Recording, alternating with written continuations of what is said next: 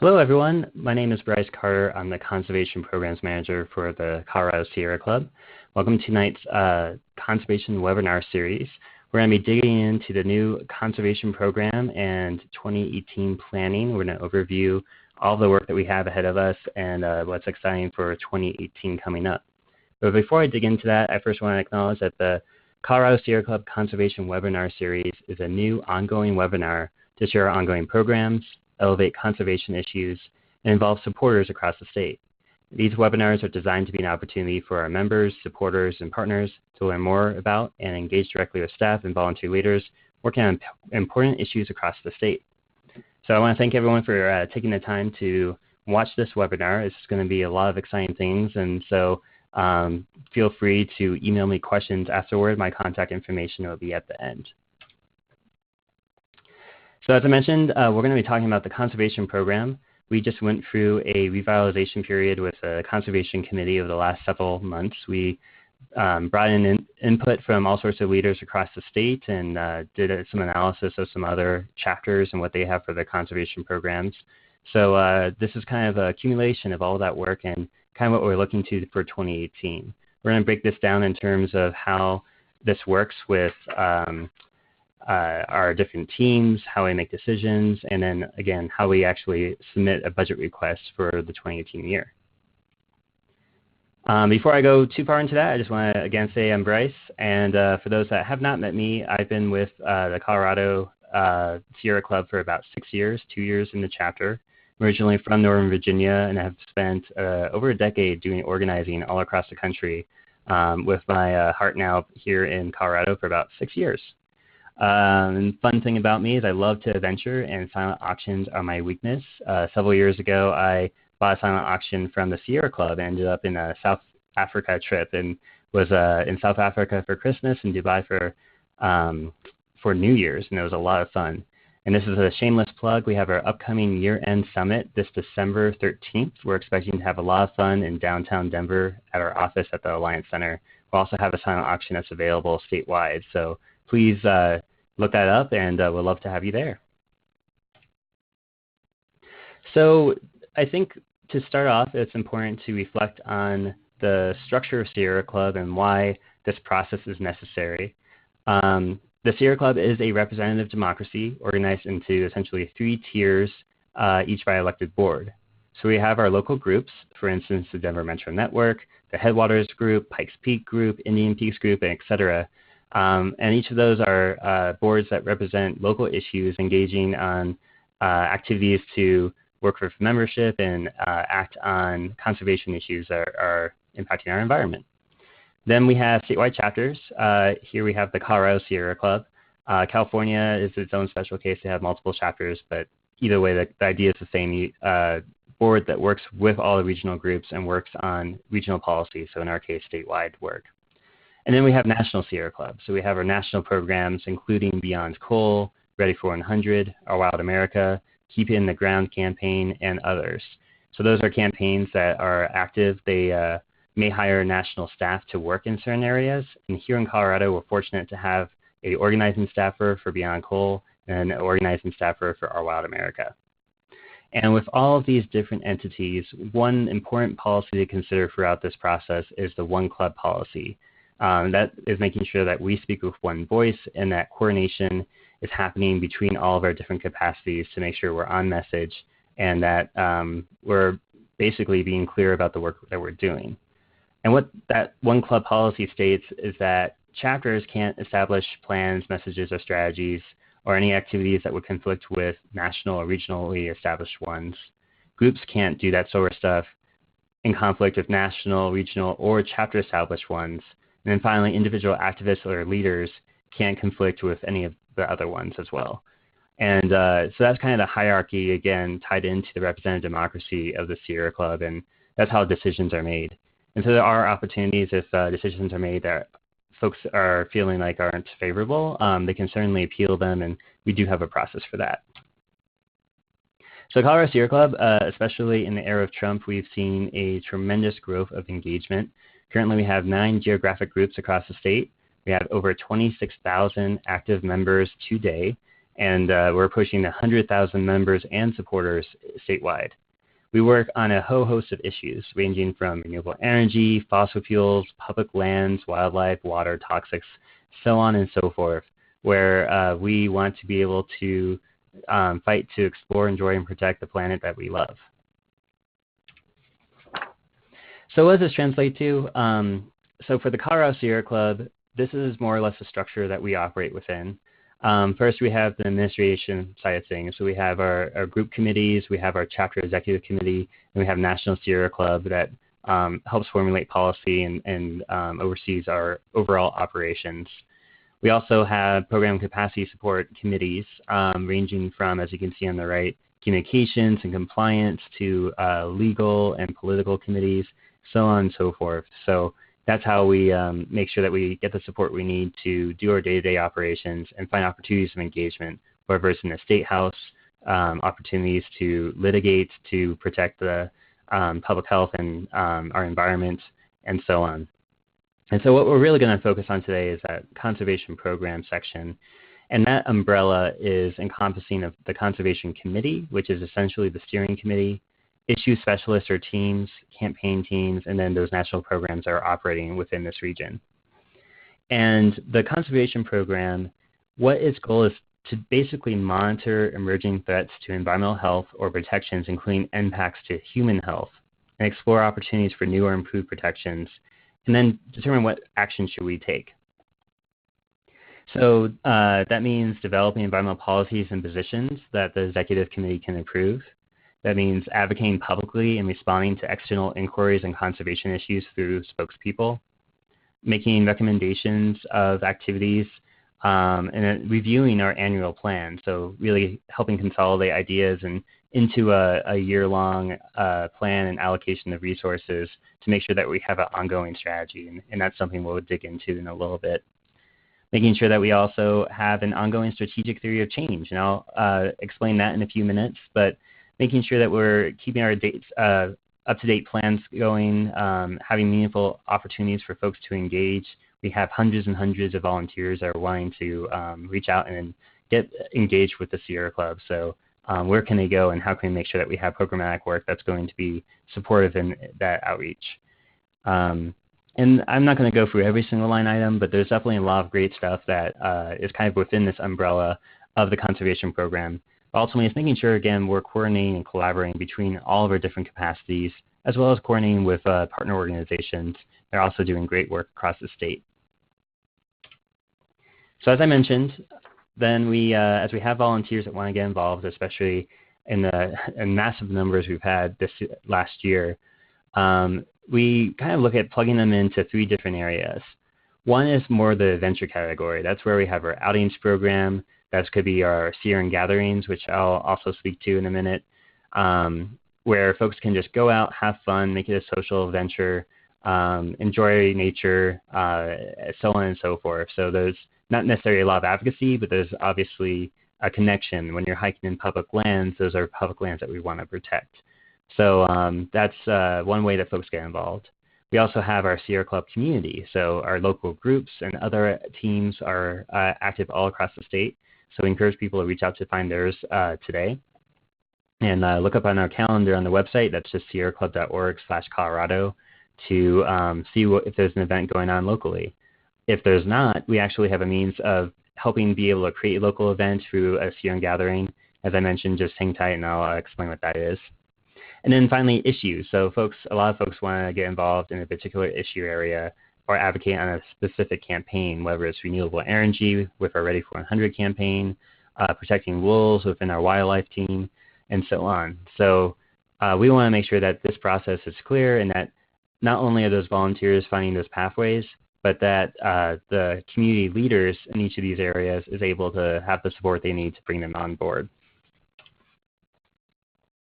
So as I mentioned, Sierran gatherings are something new that we've been piloting in Colorado, where we have our outings, where we have certified leaders that lead hikes and go camping trips and rafting trips, you name it.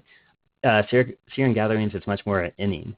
And so this is much more crowdsourced activities, and we have a resource portal for folks to plug into where they can actually help create materials. So far we've had volunteers help create the ideas of a Sierran book club, research circles, house parties, and fun kind of arts and crafts of a solution, so ways to get folks engaged.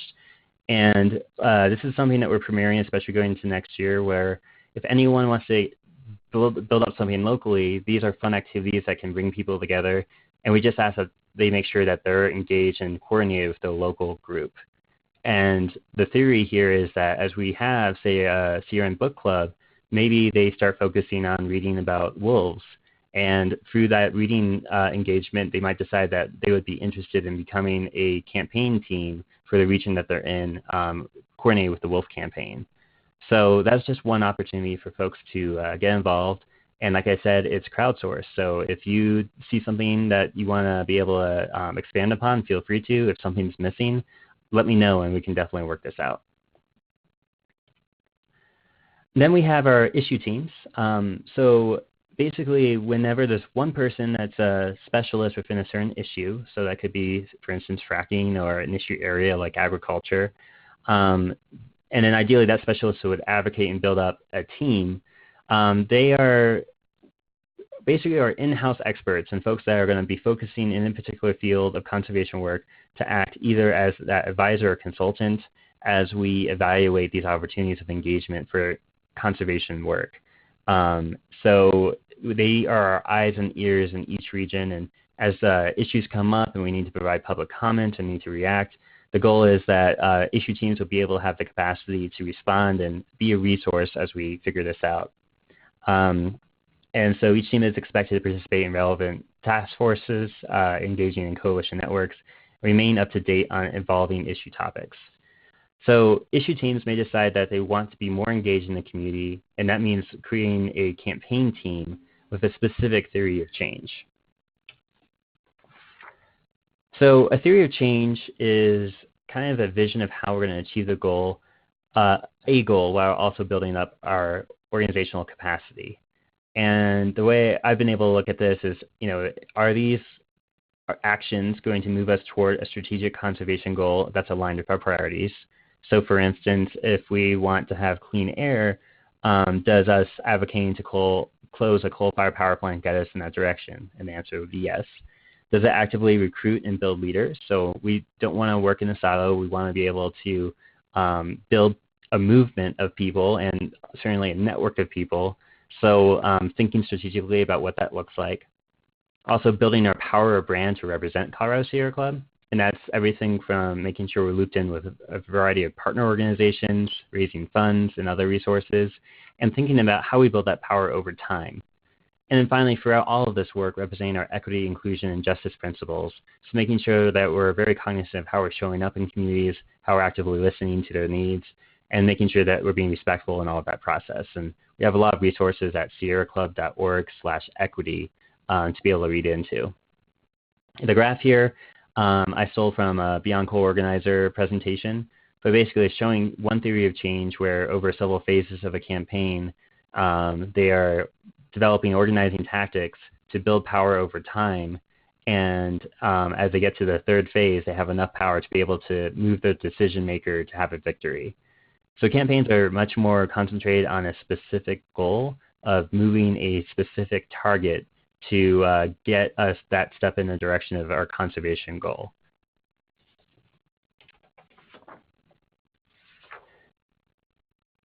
And and I was a little bit ahead of myself, but that helps.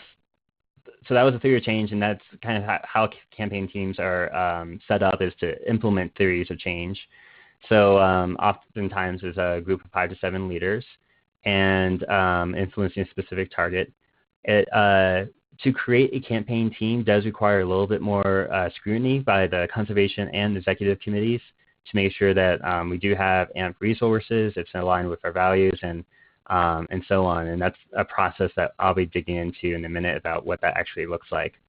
And so when you are implementing a campaign and that theory of change, oftentimes it kind of breaks down into 4 different phases. And we've seen this work really well with Ready for 100. We've been also piloting in Colorado a distributed model of organizing based on 4 phases. So 1, when you get started, really doing a lot of research and mapping. So really finding out who are the players in your community, who influences your decision maker, what voices aren't being heard that should be included, etc. And then once you have that map, you have a good sense of what's our pathway to move toward making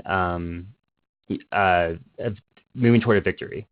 And so once you have that path, it's about creating a public launch, letting everyone know that, hey, we're here, this is our campaign, and we want you to join with us. And as we, from that launch, then we organize. So we continue to deploy power and build up power to achieve change. And I'm going to flip back, and that's kind of that cycle as you see here in that graph of ebbs and flows of building power over time, knowing that once you have a big event, there's a little bit of a slowdown afterward. Everyone needs to recharge, and building up to even a larger event next time to continue the momentum. And then through that organizing, we will be successful in delivering that power. We get a decision maker or makers to vote for what we want or to make that decision. And then in the case of Pueblo, which is on the picture on the bottom right here, where we do get a commitment, say, for like 100% renewable electricity, we then continue to hold them accountable to ensure victory, ensure equity principles are upheld, and making sure that we're continuing to be a partner in the community for, frankly, years to come. So when it comes to the decision-making process within the conservation program and reflecting on the roles of these teams and what the overall program is attempting to do, when it comes to the 2018 planning or asking for an endorsement or a sign-on letter, this is the general process that everyone will need to go through. From the outlines of those teams I just talked about, the first step really is, okay, whether you're an issue team or you're a campaign team or even a group just looking to get people engaged, really finding out how do you start building a core group of leaders to support ongoing monitoring of your issue or any other related engagement opportunities. And one of the new tools that Sierra Club has embraced as an organization is an acronym named Mocha, which I just realized I'm slightly out of order here, so jump ahead. But Mocha basically is this acronym where we, especially with complicated projects that might have multiple stakeholders part of them, allows us to have a mechanism for accountability and responsibility to make sure that we are following through with our work and know who to contact and be effective in how we implement our work. So the M is for manager, and the manager essentially assigns responsibility and holds the owner of whatever project is going on accountable. They make suggestions, ask the hard questions, review progress, and serves as a resource. So in most cases, that could be the group level or it could be the conservation program. Depending on the type of project, it could even be the executive committee. The owner is usually only one person, and that person has overall responsibility for the success or failure of the project. So that's typically the team lead for that project. And you can, just to note, sub-projects within that team, there could be a Mocha for those as well. This is just basically a mechanism to make sure that the right folks are being brought in and that we know who is responsible for making decisions and the process of those decisions. And then consulted, that can mean a whole lot of folks. So who has information or the ability to provide input that would be helpful as we build up this project. So those could be the campaign teams, the local group, partners, staff, or other relevant capacities. Helpers also can do that, but they really do get their hands dirty with us. They assist with or even do some of the work. Those could be the partners, again, the same teams. And that might look similar. It might look different depending on what the issue is and where you're engaged. And then finally, the approver. So through this process that I'm outlining, the conservation committee would essentially approve what your strategy is and your messaging and so on and so forth. If you're a campaign team, it would be with the executive committee. And that way, there's a review process. And then once you get the green light, you're ready to go and get out there and talk about the work. So again, Mocha is a great tool, and I think it's going to be useful for all of our local work just to make sure there's extra clarity and accountability in how we implement this work. And this is slightly out of order, and I apologize, but I just wanted to also add, when we're talking about these campaign teams and building up these teams, we really want to make sure that folks aren't just having everybody report to one person and then they get overwhelmed. Some folks are familiar with the snowflake model, but basically we just need to be organizing other organizers. So our goal with the conservation program is how do we support leadership development so that we have teams of leaders being able to lead teams to be able to continue to build up this work. In the past, I've had sub-teams focused on communications. I've had them focused on coalition engagement and public outreach.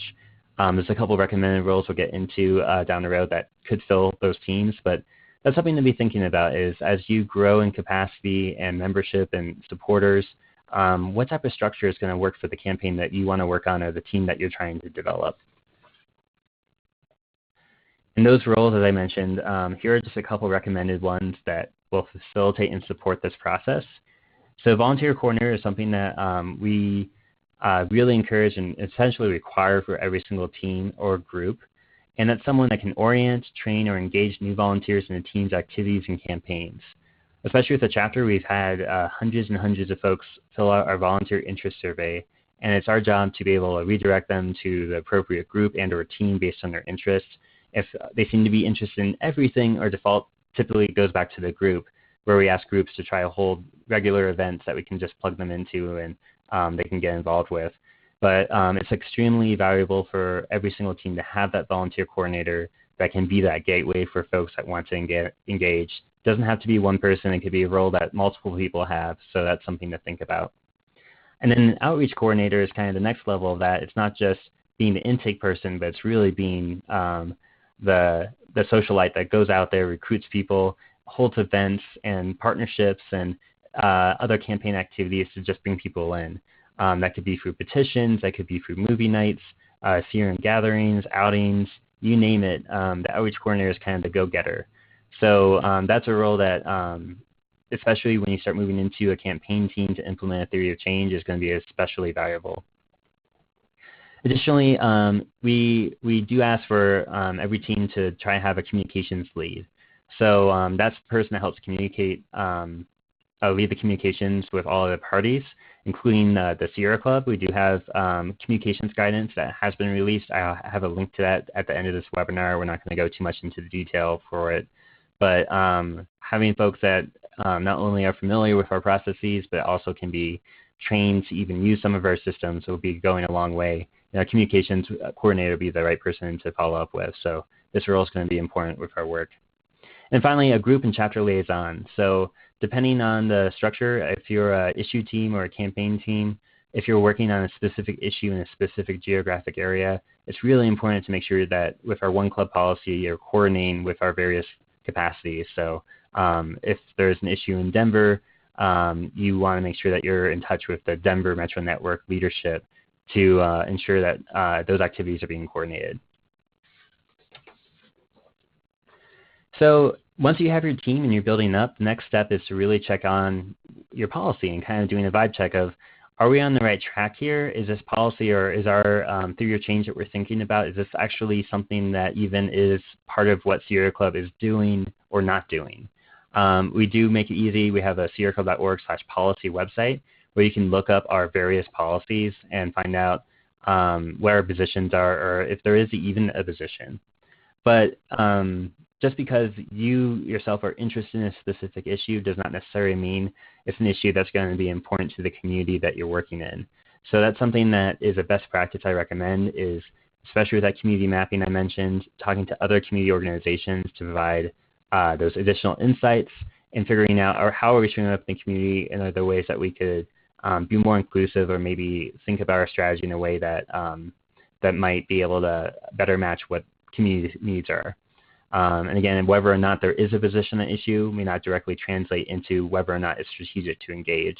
This question is something that having you review it for your team is going to be very helpful, and it's also going to make the process easier because when the conservation program or the committee does review your activities, there will be a lot of questions here about does this make sense, and for the resources that we'll invest in this work, are we going to be able to see a return for public engagement and so on. So that's something to certainly think about. The next phase is then building up engagement. So great, you have a team. You found out that you're on par with developing working on a policy that we're in line with. Now we want to go out there and start working with our leaders and start recruiting more folks. Sierran Gatherings is one of our wheelhouses that we want people to use to come up with ideas and find out how we can hold more events. There's been some really cool and creative events from, as I mentioned before, movie nights, moonlight hikes. I know the Wolf campaign has had a wolf and beaver hike a few times, and those have been getting more and more popular. So really get creative in thinking about what could apply for your work. Also, as you're building engagement, you'll be wanting to think about what's our messaging and how do we message this to the public. And we do, again, have communications guidance of what that looks like. And until that guidance, or until those essentially talking points, that campaign narrative is approved, we ask that you don't reach out to the public on behalf of the Sierra Club until we make sure that our messaging is aligned. And then once you approve those talking points, and ideally that's just part of the annual plan, and then it's set for a year, you'll be able to go out and talk to the public, talk to the media, sticking to those talking points. So this is just an example for Ready for 100, and certainly those trainings and support can provide for that. So just a little bit about the communications guidance. I think I referred to a lot of this already, but for talking points, thinking about those talking points once approved can be utilized in day-to-day work, including partners, the public, and media. A lot of folks regularly ask us about sending emails. So we are limited across the state on how many emails we can send. So the primary way to get emails out is to coordinate with the respective group that for the region that you're working in within your issue and or campaign, and then work with them to create the email in our Salesforce system, and then informing the communications coordinator to send it off. We do have the possibility for statewide emails, but those are restricted because of priority campaigns, fundraising, and rapid response situations. We get requests all the time for statewide emails, and it's a very crowded field. So definitely leverage as many resources as you can locally and the local engagement. And then as those grow, let's keep in touch about the opportunities that we can plug folks in. Another great tool that's only going to be easier is how we have opt-in lists. AddUp is a new system that we're embracing that you can create your own petition for your issue and recruit people. And once people sign that petition, you can contact them as much as you would like for events. And we won't be going into AddUp for tonight, but there are new tools with our new online database system that we're going to be training on in the months to come that I'm really excited about, and I think it's going to make it really easy for everyone to utilize. And then finally, when it comes to media, any public communication on behalf of Sierra Club must be coordinated with staff in the respective group. This is just a requirement within the One Club policy, and it's actually a pre-streamlined process. So if you have those talking points lined up, great. We understand there are rapid response situations that sometimes you get a reporter in your face and they throw a microphone at you. We totally get that, and that's understandable. That's why we try to get these talking points out there. But as much as we can, elevate and be strategic around leveraging these opportunities. That's another reason why we would like to be included with that. And then finally, there are online social media guidelines available. Again, check out the communications guidance. It's a great tool, and these are our living documents. So as we get feedback, we can definitely modify them over time too. So continuing on our merry way for the process here, finally, it's once you have moved forward with creating a team, building engagement, making sure that you're in line with our policies, now is the time to put that all together in a plan. And as you can tell, a lot of this kind of happens parallel to each other. Now, for those that will see the annual plan and budget request form, it's about 5 pages. 3 of those pages are just kind of details about what's your charge or mission statement of your team, whether it's an issue team, whether it's a campaign team, or even a group. What's your Mocha? So who's accountable to this team and making decisions, and who's going to be involved as a consultant and helper within that team. Those could be your own sub-teams as well. Listing your core leaders and their roles. As we go into 2018, we're going to have a official yellow book of sort, or white pages of everyone's name within the campaign and what they do. So stay tuned to that, and we'll make sure that that gets put up, and that's why we would love that information. A little bit of information about your theory of change, conservation goals, what are your strategic benchmarks, what is that over, what are you planning to do in 1 month, 3 months, 6 months, a year, what about 5 years? Depending on your campaign, those are questions that you'll be wanting to think about. And then key performance indicators. So those are some metric-specific goals that help us track the performance of the campaign. It's not supposed to be anything scary. It just allows us to do our jobs and evaluating what's going well, what's not, and how can we provide resources to provide better support for the work that we're doing. Then there's a narrative message box to fill out, and finally a budget request form. And as I was mentioning, this is about a 5-page document, including some definitions and stuff. I know from my time with National Sierra Club, the form just with the instructions is about 14 pages long for national campaigns. So this is kind of brought down to the basic bare minimum, but this information is going to be so useful in determining how we allocate resources and, again, provide support for our work. And then comes the juice of everything. So now that you've gone through this entire process, asked the hard questions, done your analysis and coordination with your group, you developed a plan, and now you've submitted it to the Conservation Committee. The Conservation Committee's job is basically to evaluate what is being asked or what the messaging is, and making sure that all of our different capacities are coordinated. You can see the list on the right. Does your plan involve communication needs and making sure that the communications team is up to date of when and how that messaging is going to go out so that we can spool up resources? Is your team plan in compliance? Does it match our policies? Is there an issue with funding and what type of funding we can provide for that? Finance, what is the funding that we have available, and making sure that you get the funding you need to be successful. If your campaign has a potential litigation opportunity, making sure that volunteer lawyers or a legal committee are able to review it. The legislative team is at the State House, so if we have a bill that we could pass on your campaign, let's explore the opportunity. Making sure that the local groups have been coordinated with, adhering to one club policy, and finding if there's any other opportunities for engagement. And also making sure National Sierra Club's in the loop. Sometimes those policies or activities that even we don't know about that come up. So as we get these plans, we want to ask, what's the case of this? One fun one that is Colorado specific is a year or two ago, I had an inquiry about the marijuana grow houses.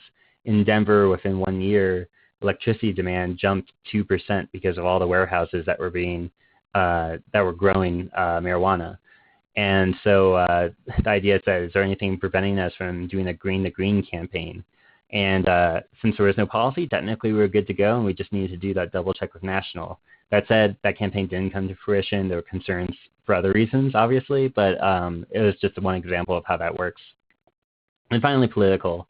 And this is where I think a lot of folks sometimes kind of struggle with, admittedly, is we are a political organization. We have a lot of variety of relationships between partner groups, elected representatives, government agencies, and so on. And so understanding the intricacies of those relationships and how does your team strategy play into that? How can we leverage that? How can we get the most bang for our buck within those relationships? And, what's the give and take? And those are some of the hardest questions that happen within this organization. I'm not going to shy away from admitting that. But I think it's also where we can get a lot of amazing work done. So the Conservation Committee is having a lot of conversations, and the goal is very rapidly evaluating, do we even need to reach out to those committees, and taking on that hard work of just doing that checks and balances. And from all those conversations, the Conservation Committee ultimately does a quick check, finds out if they're good to go, and then they provide the recommendation as required, if needed, to the Chapter Executive Committee. Issue teams can be approved by the Conservation Committee without Executive Committee approval, but as I mentioned, campaign teams do need that Executive Committee approval just because they're representing us more actively in the community. And then finally, one of the most important things of all of this is to report back regularly. The Conservation Committee is currently bringing on a new board, and once we are active, we will be creating new reporting forums that are intended to be concise, short, but it's supposed to be a two-way street of providing feedback and asking for resources. So there's a monthly report where we just want to know some of the basic metrics that we can track. And as we get to the new database system, it'll be pretty easy to track all of that. And making sure that you're in line with the key performance indicators that you indicated on your campaign plan. And then on a quarterly level, in parallel with our executive committee meetings, asking for a little bit more of a detailed narrative report of what your work you're doing. And that report is not only for the executive committee to review and to see what the progress is on your work, but it's also something that can be modified for newsletters, blogs, social media posts, letters to the editor, you name it. So that's something that on the quarterly allows us just kind of a mechanism to kind of hear what's going on.